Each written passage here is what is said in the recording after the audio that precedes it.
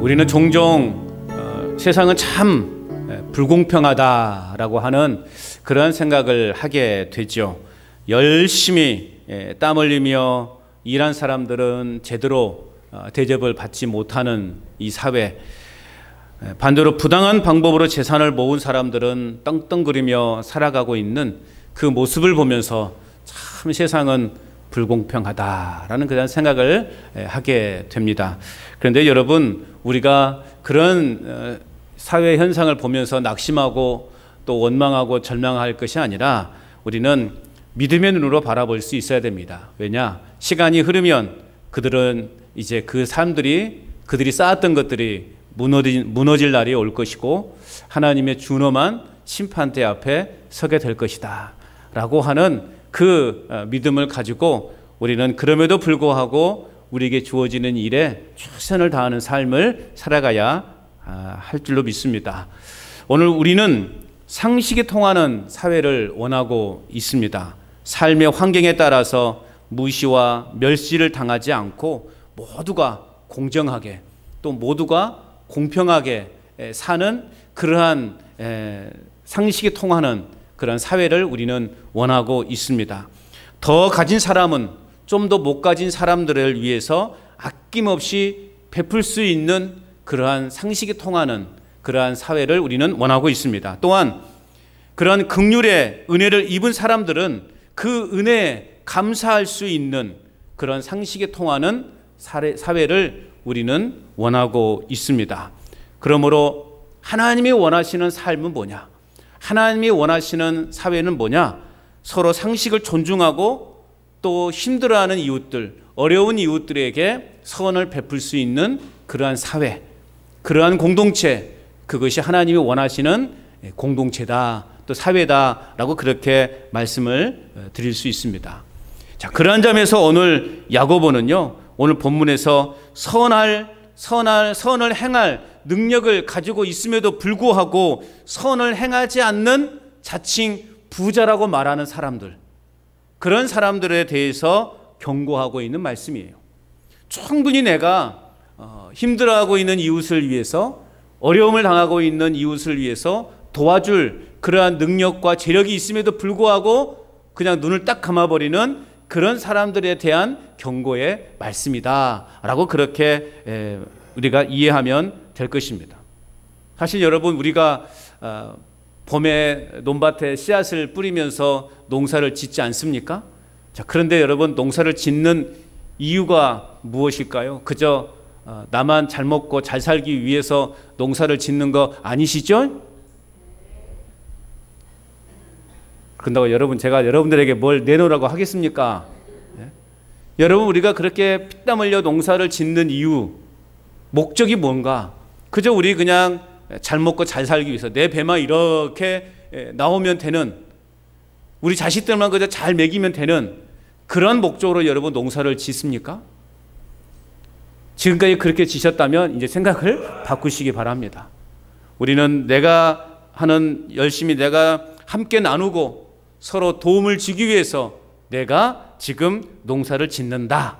내가 땀 흘려 농사를 짓는다. 내가 이렇게 땀 흘려 농사 지음으로 어려움 당하는 우리의 이웃을 위해서, 또 이 사회를 위해서 내가 봉사하고 또 도와주기 위해서 내가 농사일을 한다. 그런 생각을 가지시길 바랍니다. 다른 사람들은 다 그런 생각을 안 할지라도 우리 간지한 제일교회 속해 있는 우리 모든 성도님들은 다 그런 마음으로 열심히 일하시기를 축복합니다. 그럴 때 하나님께서 갑절의 은혜를 주실 줄 믿습니다. 이럴 때는 아멘이 크잖아. 그죠? 우리가 돈 버는 목적이 뭔가? 여러분, 우리가 공부해서 남 주나, 보통 옛날에는 그랬잖아요. 우리는 공부해서 남 줘야 돼요. 이제는 시대가 바뀌었어요. 공부해서 남 줘야 되는 거예요. 다른 사람을 유익하기 위해서 내가 열심히 공부한다. 그런 생각을 가지고 여러분 일해 보시라고 바라요. 내가 오늘 밭에서 이걸 하나 수확을 하는 목적이 뭐냐? 정말 어려운 이웃을 위해서 내가 더 도움을 주기 위해서 내가 정성껏 농사일을 한다라는 생각을 가져보시라는 거예요. 내가 열심히 사회에서 일하는 목적이 뭐냐? 어려움 당하는 우리 이웃을 돕기 위해서 내가 한 푼이라도 더 모아서 이것을 전해주기 원하는 그런 마음. 항상 12월 되면 그런 무명의 그러한 독지가들이 많이 나오죠. 이렇게 파출소나 어디에 그냥 금액을 놓고 가는, 예전에 일명 키다리 아저씨라고 많이 부르기도 했는데 그런 분들이 많이 있어요. 또 어떤 어르신은 평생 박스만 줍고 하던 그 어르신이 이제 남은 여생 그 전 재산을 사회에 기부하는 그러한 일도 있단 말이에요. 여러분, 우리가 많아야 베풀 수 있는 게 아니에요. 내가 많이 가져야 베풀 수 있는 게 아니란 말이에요. 내가 2개를 먹을 수 있으면 그 1개를 쪼개서 남을 줄 수 있는 그러한 여유로운 삶, 이것이 하나님이 원하시는 상식에 통하는 세상, 긍휼이 있는 세상이라고 말할 수 있습니다. 하나님을 믿는 사람들로서 이런 마음을 가진 사람은 사회에 정말 상식적인 삶의 모습이다라고 하는 것을 우리는 잊지 말아야 될 것입니다. 그렇게 살지 못한 성도들 향해서 오늘 본문에서 야고보는 단호한 말로 경고하고 있는 거예요. 자, 1절 말씀을 같이 읽어볼까요? 1절 시작. 들으라 부한자들아, 너희에게 임할 고생으로 말미암아 울고 통곡하라. 들으라. 어떤 자들에게 들으라고 말씀하고 있어요? 자칭 가지고 있다고 하는 자들, 부자들을 향해서 오늘 야고보는 들으라 말씀하고 있어요. 부한 사람들은 고생이라는 단어와는 거리가 먼 사람들로 생각되죠. 또한 울고 통곡하는 일과도 거리가 멀 것처럼 여겨집니다. 그런데 오늘 본문에서 그들에게 임할 고생으로 인하여 울고 통곡하게 될 것이다 라고 말씀하고 있단 말이에요. 지금은 아무런 문제가 없는 것처럼 그렇게 떵떵거리며 산다 할지라도 반드시 어떤 날이 올 거라는 거예요? 울고 통곡할 날이 올 거라고 하는 말씀이에요. 자, 고생이라고 하는 단어, 오늘 1절에서 있는 것처럼 고생으로 말미암아 울고 통곡할 때가 올 것이다 라고 말씀하고 있는데, 이 고생이 무엇을 의미하는 것인가? 이 고생은요, 그냥 우리가 단순한 우리가 생각하는 그런 고생이 아니라 하나님의 심판으로 임한 재앙이로 말할 수 있어요. 그리스도의 재림의 날, 그리스도의 재림의 날 울고 통곡할 일이 생길 것이다, 일어날 것이다 라고 경고하고 있는 거예요. 그들이 이 땅을 살아갈 동안 망해서 전 재산을 다 잃어버린다는 뜻이 아니에요. 하나님 앞에 심판을 받을 때가 올 것이라는 거예요. 그 구원의 그 문에 들어서지 못하고 그 구원의 문을 바라보면서 울고 통곡할 날이 올 거라고 하는 말씀이에요. 여러분, 성경은 돈 자체를 죄라고 말하고 있지 않습니다. 여러분, 돈이 죄입니까? 돈이 죄예요? 돈 많은 게 죄예요? 저도 돈 많았으면 좋겠어요. 막 통장에 잔고가 막 이렇게 쌓였으면 저도 좋겠단 말이에요. 여러분 솔직히 그러잖아요. 그죠? 야, 참 여러분들은 착하시네요. 그런 욕심도 없으시고, 저만 그렇게 욕심이 많은가 보구만요. 돈은 그 자체가 죄가 아니란 말이에요. 다만 그 돈을 사랑하는 것이 죄다 성경은 말하고 있죠. 디모데전서 6장 10절에 돈을 사랑함이 일만하게 뿌리가 된다.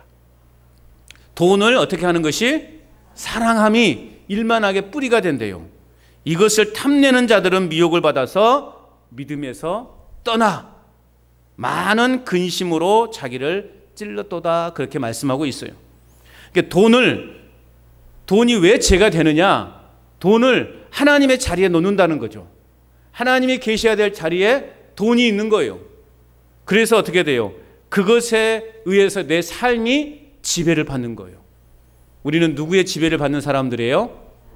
하나님 아버지의 지배를 받고 살아가는 사람들이에요. 하나님의 주권을 인정하는 사람들이에요. 뭐예요? 내 모든 삶의 주인이 하나님이심을 믿는 사람들이란 말이죠. 그런데 그 하나님의 자리에 누가 있는 거예요? 뭐가 있는 거예요? 돈이 있는 거예요. 돈이라고 하는 것은 우리 삶에 있어서 참으로 소중한 것이면 틀림이 없어요. 그러나 그것을 잘못 사용하게 되니 돈이 뭐가 되는다? 우상이 되는 거예요. 돈이 내 인생의 목적이 되어서 결국 어떻게 될까요? 궁극적으로 하나님을 떠날 수밖에 없는 그러한 삶으로 나갈 수밖에 없다는 거예요. 그것을 오늘 야고보는 지적하고 있습니다.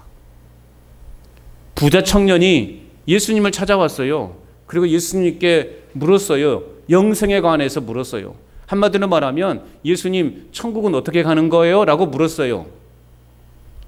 그런데 그 청년은 결국 예수님께 어떤 말씀을 듣고 나오더니 근심하며 돌아갔다. 그렇게 성경은 말하고 있단 말이죠. 여러분 생각을 해보시라고요. 영생에 관한 질문, 천국을 어떻게 갈 수 있어요? 라고 하는 질문을 다른 사람이 아니라 예수님께 여쭤봤단 말이에요. 그럼 예수님이 정확하게 말씀해 주지 않겠습니까? 여러분, 만약에 제가 말하는 것과 천국을 이렇게 가는 거예요, 제가 말하는 것과 예수님이 천국을 이렇게 가는 거다 말하는 것과 누가 더 신뢰가 있죠? 저를 못 믿으시군요. 저를 못 믿으시는 거예요? 제가 설마 여러분들 지옥 가는 길을 가르쳐 드릴까요?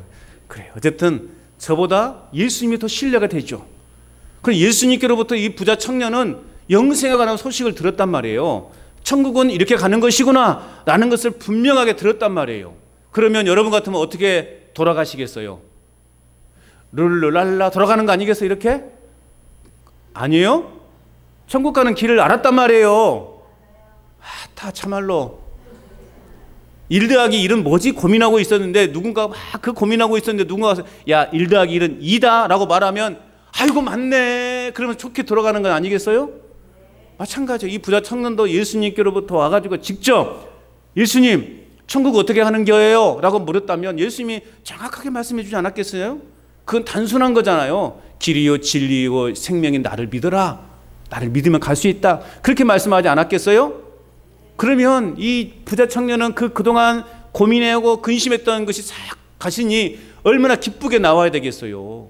그래서 성경은 어떻게 나갔다고요? 근심하며 돌아갔다. 근심하며 돌아갔대요.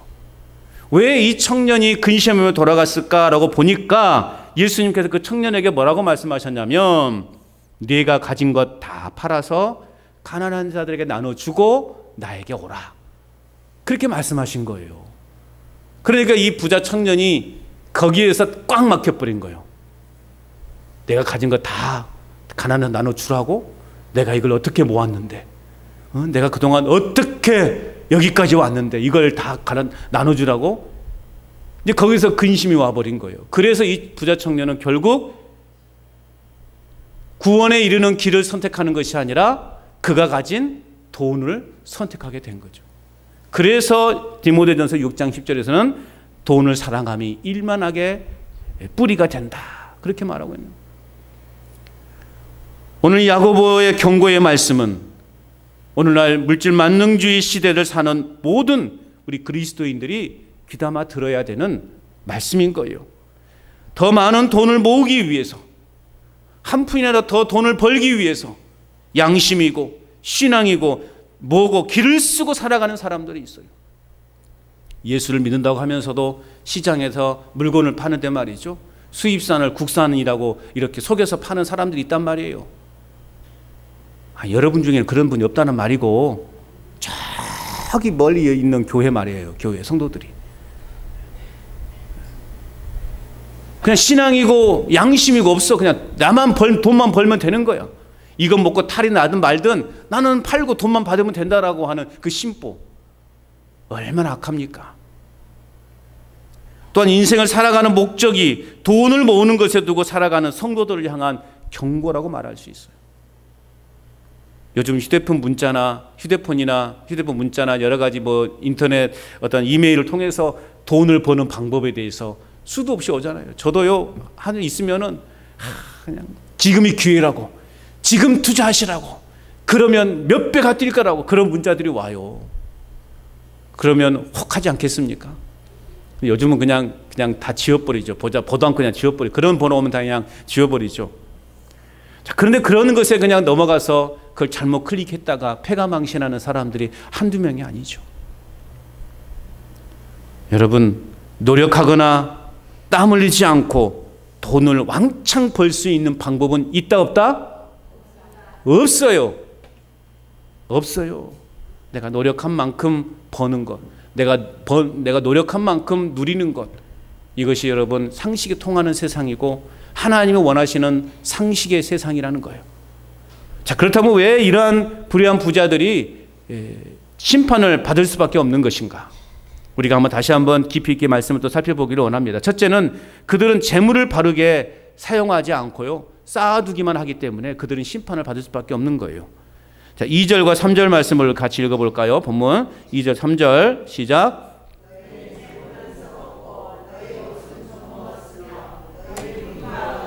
녹이 슬었으니 이 녹이 너희에게 증거가 되며 불같이 너희 살을 먹으리라.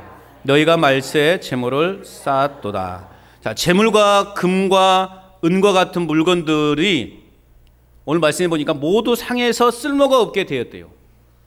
그냥 여러분 쓰지 않고 그냥 모아만 놓은 거예요. 그러니까 다 녹이 슬어버리고 볼품없이 되어버렸다라는 거예요. 우리 손에 쥐어진 모든 재물이나 또 내가 가진 재능은 뭐냐? 하나님께서 우리에게 맡기신 달란트라는 거예요. 달란트.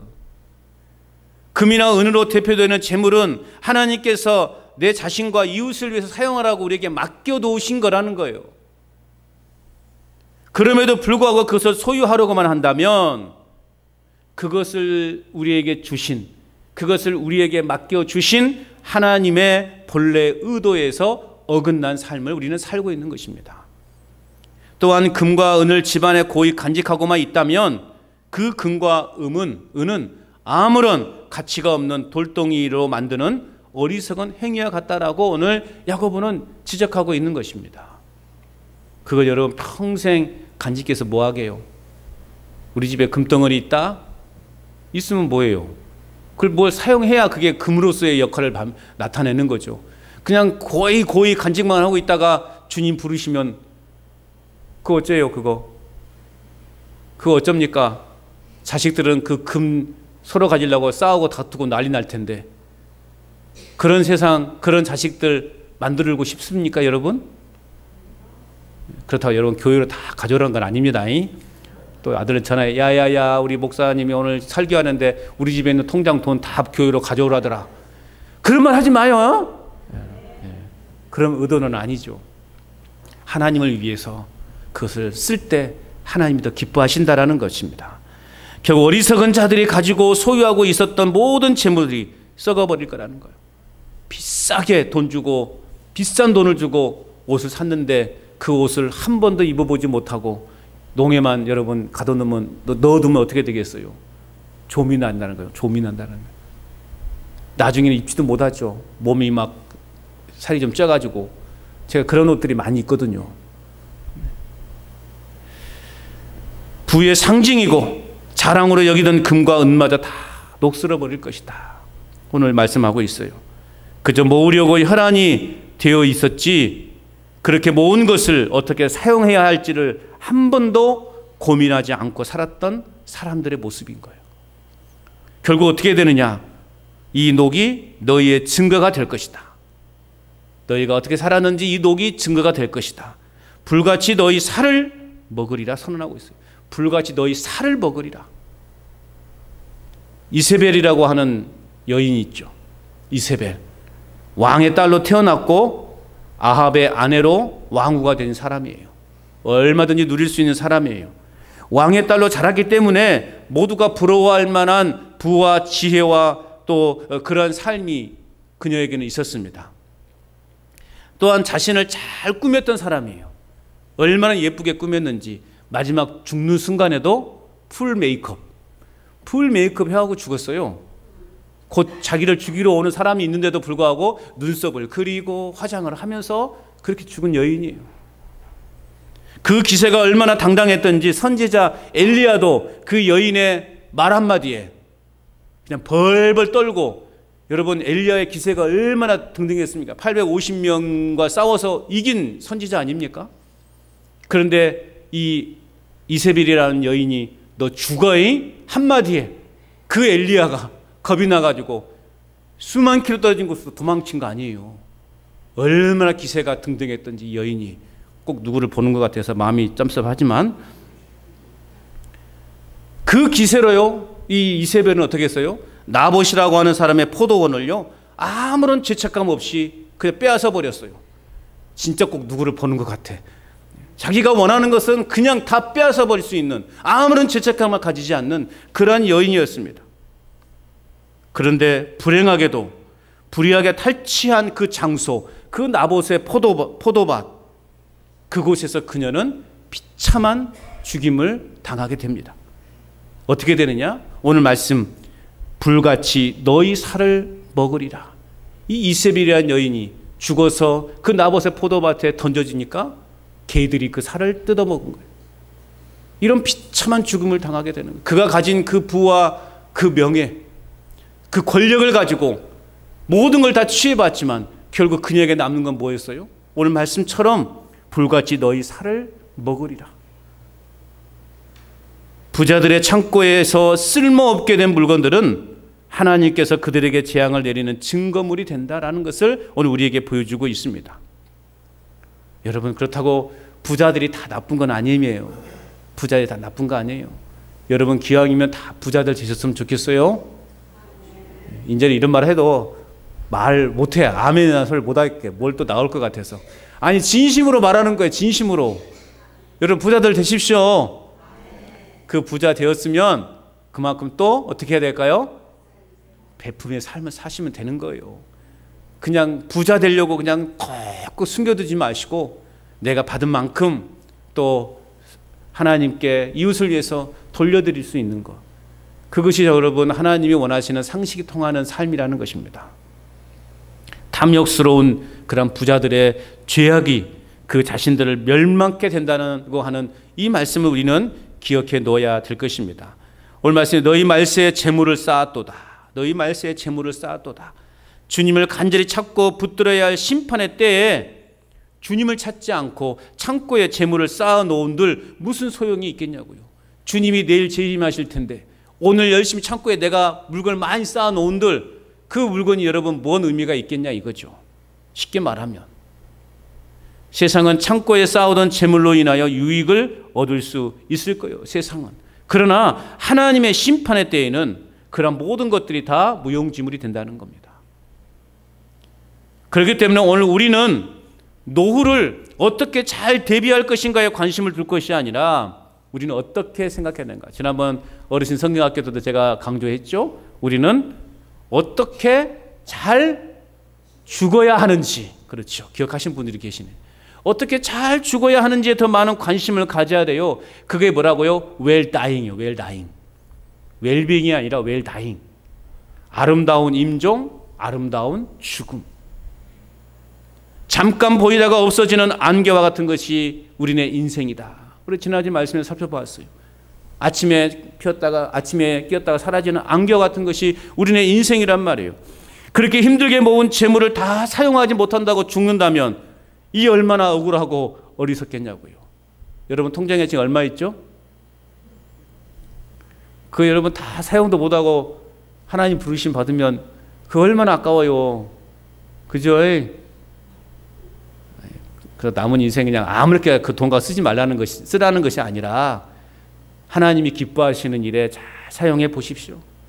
그럼 여러분 그것이 여러분 자식들에게는 오히려 더 큰 교훈이 될 것이고 존경받는 부모가 될 줄로 믿습니다. 오늘 우리는 하나님의 재물을 통해서 우리에게 주신 복을 마음껏 누려야 됩니다. 단 마지막에 심판이 있음을 분명히 믿고 그 재물을 하나님의 청지기로서 우리는 그 재물을 잘 누리며 잘 조절하면서 우리는 살아가야 되는 것입니다. 넉넉하게 살아가기 위해서 복만 구하는 것이 아니라 너그럽게 쓰는 법을 우리는 더 배워야 되는 거예요. 우리의 삶을 넉넉하게 그렇게 만들어가는 것을 우리의 목적이 아니라 너그럽게 사용할 수 있는 그 방법을 우리는 더 배워야 되고 우리는 그런 지혜를 얻어야 한다라는 말입니다. 그러한 삶 가운데 부어주시는 하나님의 은혜의 복을 누리며 그 은총 가운데 살아가는 저와 여러분 될 수 있기를 축복합니다. 그렇게 살아가는 사람들에게 하나님이 가만히 있겠냐고요. 더한 축복을 주시지 않겠습니까? 우리는 그러한 지혜를 갖고 살아가야 돼요. 또한 왜 그렇게 부자들이 심판을 받을 수밖에 없는 것인가? 둘째는요, 불의한 방법으로 부를 축적하기 때문에 그래요. 불의한 방법으로. 4절 말씀을 같이 읽어볼까요? 4절 시작. 보라, 너희 밭에서 추수한 품꾼에게 주지 아니한 삭시 소리 지르며 그 추수한 자의 우는 소리가 만군의 주의 귀에 들렸느니라. 자, 야고보는 부자들의 죄를 입증하면서 그들의 부유하게 된 원인을 말해주고 있어요. 그들이 왜 부유하게 된 줄 아느냐? 왜 그들은 부유하게 됐어요? 뭐 때문에? 품꾼들에게 정당한 싹을 지불하지 않았기 때문에. 그러면서 자기들은 떵떵거리면서 자신들의 죄를 떵떵 살아가고 있는 그들의 죄를 오늘 야고보는 지적하고 있는 것입니다. 요즘 뭐 이러한 것들이 사회적으로 많은 또 문제가 되고 있죠. 특별히 외국인 노동자들에게 임금을 제대로 지불하지 않는 그런 악덕 업주들이 있다거나 또 중간에 불법으로 그것을 또 착취해서 이제 본인들의 삶으로 가정으로 그냥 그렇게 떵떵거리며 살아가는 그런 일들이 벌어지고 있는 거죠. 어떤 사업주는요 뒤로 다 빼돌리면서 자기가 채운 걸 다 챙기면서 요즘 우리 회사가 어려우니 너희들이 조금만 더 참아주라고 그렇게 거짓말하는 그런 사업주도 있단 말이에요. 결국 어떻게 되면 결국 힘없고 백없는 사람들만 그 모든 억울한 일을 당해야 되는 그야말로 이 불공정한 사회, 그 사회를 우리는 지금 보고 있는 것입니다. 오늘 우리 예수님 믿는 사람들은 그런 사회를 향해서 기도해야 되고 또 내가 만약에 그 위치에 있다면 우리는 정당한 방법으로 정당하게 바르게 우리는 그것들을 또 지출할 수 있어야 되는 것입니다. 오늘 본문의 야고보는 그들을 돌보시고 그들의 억울함을 풀어주시는 하나님이 계시다라는 것을 분명하게 말씀하고 있어요. 그래서 오늘 뭐라고 됐어요? 우는 자의 소리가 만군의 주의 귀에 들렸느니라. 만군의 주께서 그 억울한 소리를 들으셨다라는 거예요. 이는 뭐 이미 도착했다라는 말이에요. 하나님의 귀에 도착했다라는 말이에요. 싹스를 받지 못한 품꾼들의 절규하는 소리가 이미 하나님의 귀에 들렸다라는 그런 의미예요. 그래서 이미 하나님이 부자들의 악행을 알고 계시고 그렇기 때문에 언제든 심판할 준비가 끝났다라고 하는 의미인 거예요. 우리의 악함이 하나님의 귀에 이미 들렸습니다. 이제 남은 건 뭐예요? 하나님의 준엄한 심판밖에 없는 것입니다. 그렇기 때문에 여러분, 우리가 많이 가졌다고 해서 교만하지 말아야 돼요. 또 적게 가졌다고 해서 열등감에 빠져 있을 필요가 없어요. 그냥 있는 것으로 족할 줄 알고 자족할 줄 아는 삶을 살아가는 것이 예수님 믿는 사람의 바른 모습이라는 것입니다. 내가 많이 가졌다고 해서 뽐내지 마시고 상대적으로 내가 조금 못 가졌다고 해서 열등감에 빠져 있을 필요 없어요. 하나님 안에서는 다 공평해요. 세상에서 땅에서 바라보니까 높낮이가 있는 것이지 하나님의 눈을 이렇게 보면 다 똑같다니까요. 여러분, 우리가 그런 거 너무 주변의 상황에 대해서 너무나 우리가 예민하게 반응할 필요 없어요. 그저 우리에게 주신 대로 감사하시고 내가 받은 대로 그냥 늘 만족해하며 살아가면 그것이 행복이고 그것이 정말 기쁨이라는 거죠. 뿐만 아니라 청지기로서 주인 되시는 하나님의 목적에 합당하게 나에게 있는 것들을 재물이나 또 시간이나 내가 가진 재능이나 이런 모든 것들을 충성된 종으로서의 사용하는 그런 삶을 살아갈 수 있어야 할 줄로 믿습니다. 그러한 자에게 하나님께서 복을 주시고 그러한 자를 하나님이 인정해 주신다라는 말씀입니다. 또한 끝으로 왜 그런 부자들은 불의한 부자들이 심판을 받을 수밖에 없는가? 셋째는 사치와 방종을 사용해서 억울하게 만든 죄 때문에 그래요. 자, 5절 말씀을 읽어볼까요? 시작. 너희가 땅에서 사치하고 방종하여 살육의 날에 너희 마음을 살찌게 하였도다. 자, 돈만 있으면 사람들은 행복할 것이다 라고 생각해요. 여러분, 그런가요? 돈만 있으면 행복할까요? 행복할 수도 있겠죠. 그러나 그 행복이 영원할 거냐라는 것이죠. 우리는 그 질문을 가져야 돼요. 물론 우리가 돈을 가지고 있으면 지금 당장 행복할 수 있으나 이것이 이 행복이 영원한 것인가라는 거예요. 지금 내가 건강하면 행복할 것 같은데 이 건강함이 영원할 것인가라는 거예요. 돈 때문에 사람을 정죄하게 되고요. 돈 때문에 사람을 죽이는 일들이 요즘 우리 주변에 얼마나 많이 일어나는지요. 끔찍한 일들이 일어나요. 부모고 자식이고 없어요. 이 돈 문제 앞에서는. 그런데 결국 이 돈 때문에 사람을 해치고 해를 가하는 그런 사람들의 대부분을 보면 뭐 돼요? 다 노름하거나 어디 뭐 하거나 뭐해서 돈이 유흥에 다 탕진해서 그거에 또 쓰려고 점점 더 사람들에게 하해를 끼치는 경우들이 너무 많아요. 인터넷에 어떤 글을 보니까 이렇게 되어 있더라고요. 우리는 돈으로 어디든지 다 갈 수 있다. 단 천국은 빼놓고. 여러분, 돈만 있으면 못 가는 곳이 없어요, 요즘. 그런데 천국은 돈으로 갈 수 있어요? 돈으로 못 간다는 거예요. 우리는 돈으로 무엇이든지 다 살 수 있다. 단 행복은 제외하고. 여러분, 돈으로 우리는 어디든 갈 수 있으나 천국은 돈으로 살 수 있는 것이 아니에요. 돈으로 우리는 모든 걸 다 살 수 있으나 행복은 돈으로 사는 것이 아니라는 거예요. 모든 물질의 주인은 하나님이십니다. 그러므로 우리는 그 물질에 소망을 두어서는 안 돼요. 물질은 달란트 비유를 통해서 우리에게 가르쳐 주셨던 것처럼 반드시 결산할 때가 온다라는 거예요.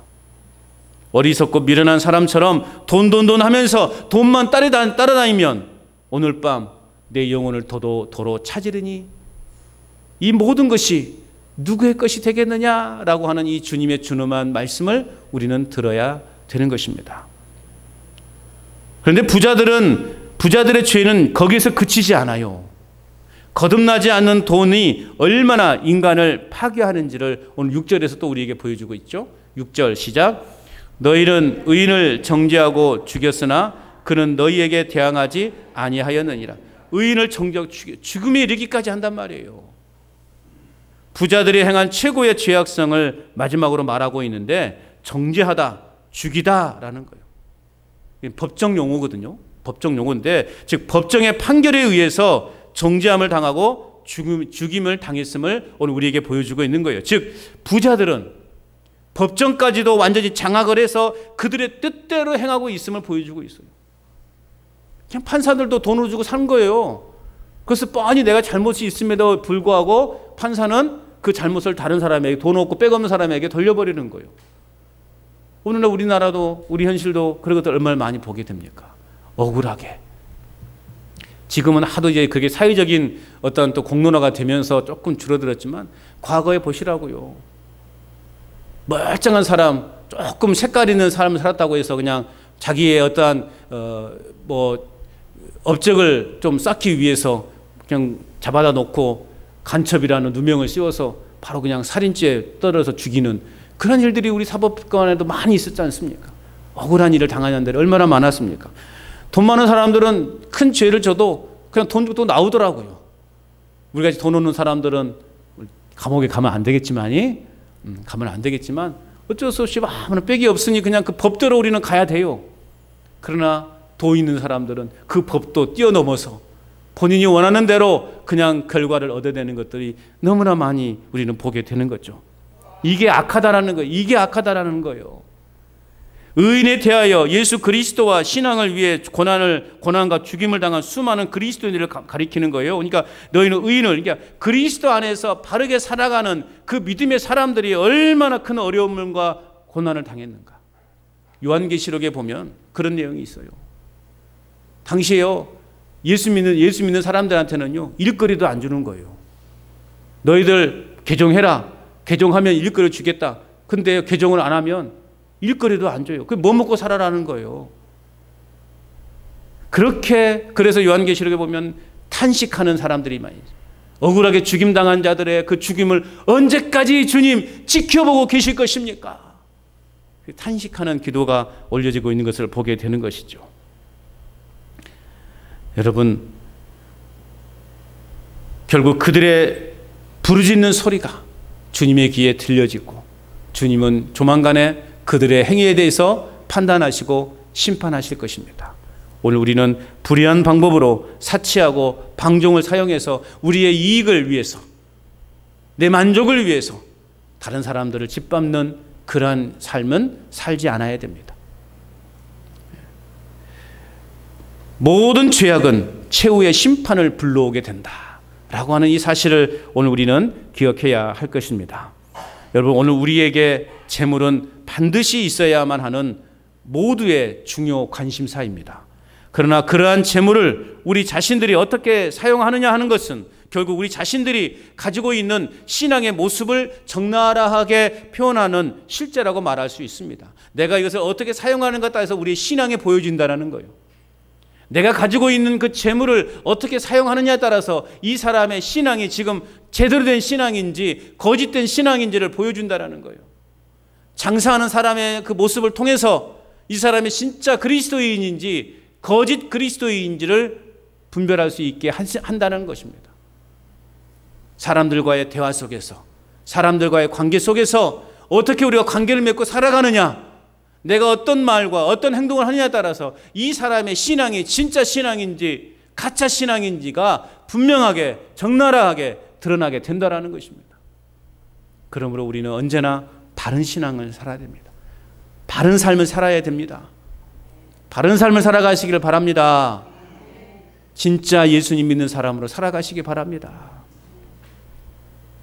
재물은 분명 소중한 것이지만 탐욕을 부르면 그것은 우리에게 죄악으로 다가온다는 거예요.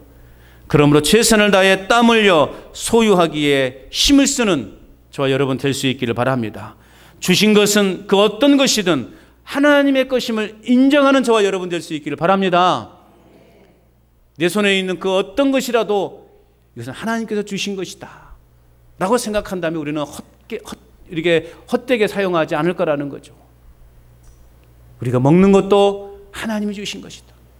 이제 가을에 추수의 계절이 다가왔는데 이거 역시 하나님이 주신 것이다 라고 생각하면 쌀 한 톨이 너무나 귀한 거예요. 그리고 나를 향하신 하나님의 뜻을 깨닫고 그 뜻대로 사용하는 우리 모두가 될 수 있기를 바랍니다. 그래서 하나님의 기쁨이 되는 신실한 믿음의 삶을 살아가는 저와 여러분 될 수 있기를 바랍니다. 내게 주어진 모든 것을 하나님의 은혜로 여기고 마지막까지 최선을 다해서 오늘 우리는 이웃사랑, 자나깨나 이웃사랑, 우리는 하나님의 사랑에 대해서는 너무나 잘 알고 하나님의 사랑에 대해서는 누구보다 열심히 하려고 하는데 하나님은 그와 더불어 이웃사랑, 이게 십자가의 정신 아닙니까? 위로는 하나님 사랑, 옆으로는 이웃사랑, 이게 십자가의 사랑이에요. 십자가의 이게 의미예요. 우리는 너무 하나님 사랑에 대해서는 제대로 알고 있고 하나님의 사랑에 대해서는 갈급해하지만 이웃 사랑에 대해서는 우리가 얼마나 노력하고 제대로 깨닫고 있는가. 우리는 자나깨나 하나님 사랑 또 함께 이웃 사랑을 실천하며 살아가야 할 줄로 믿습니다. 그래서 상식이 통하고 긍휼이 넘치는 아름답고 살맛난 세상으로 우리가 만들어가야 되지 않겠습니까? 요즘 같은 이 어려운 시기에 정말 예수 믿는 우리들이 살맛나는 세상으로 만들어 가야죠. 예수님의 그 사랑을 실천하고 예수님의 그 정신을 우리의 삶으로 나타내 보임으로 말미암아 정말 하나님께서 원하시고 하나님이 기뻐하시는 상식이 통하는 세상, 상식이 통하는 사회, 그래서 긍휼이 넘치는 그러한 사회로 만들어가기 힘쓰는 저와 여러분 될 수 있기를 주님의 이름으로 축원합니다.